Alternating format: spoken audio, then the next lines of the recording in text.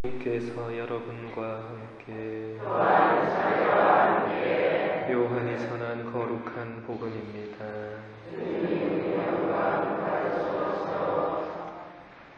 예수님께서는 파스카 축제 엿새 전에 베타니아로 가셨다.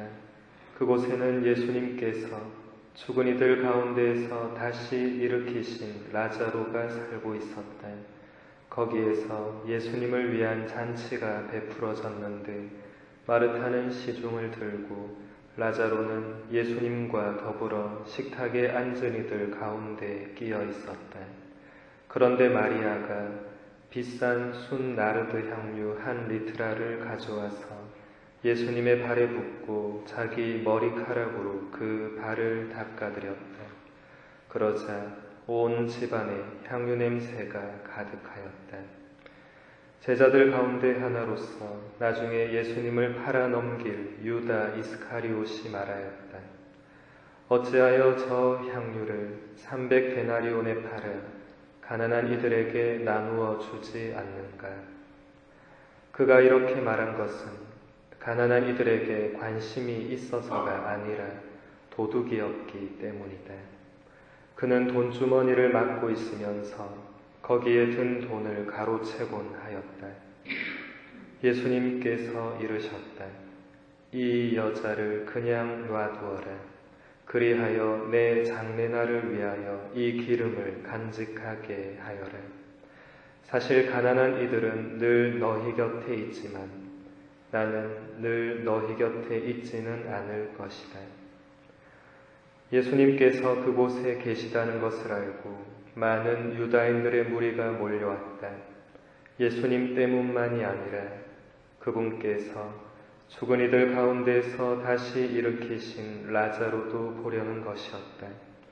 그리하여 수석사제들은 라자로도 죽이기로 결의하였다.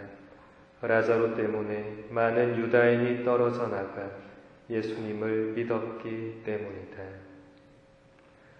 주님의 말씀입니다.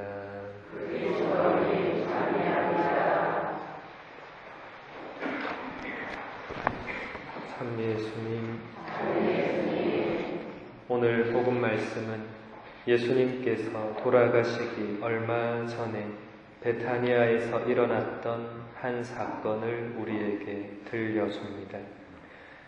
베타니아는 예수님께서 사랑하는 자매인 마르타와 마리아가 살던 고장이고, 여기서 예수님께서는 마르타와 마리아의 오빠인 라자로가 죽었을 때 그를 다시 살려내셨습니다.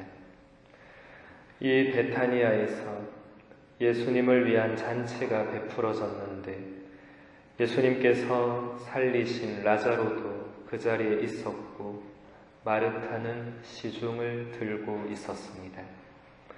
그때 마리아가 비싼 순 나르드 향유 한 리트라를 가져와서 예수님 발에 붓고 자기 머리카락으로 발을 닦아드렸습니다.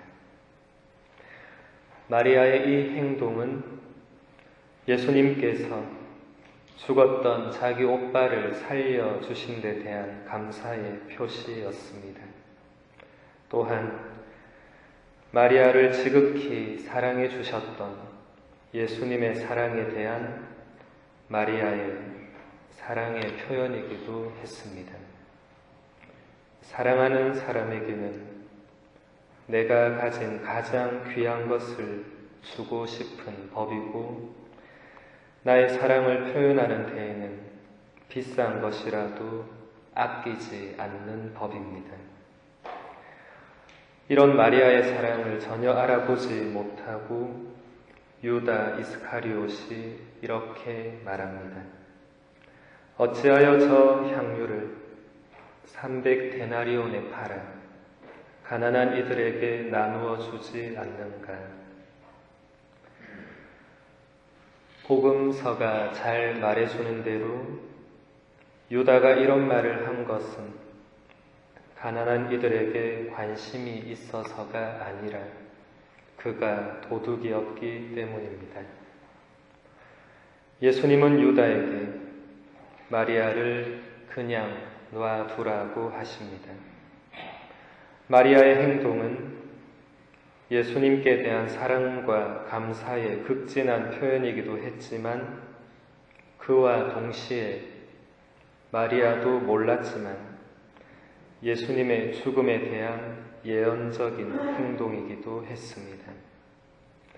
이제 곧 예수님께서 죽음을 당하실 것이고 그분의 몸에 향유가 가득히 부어지리라는 것이 드러난 행동이었습니다. 극적으로 대조를 이루는 두 사람, 마리아와 유다.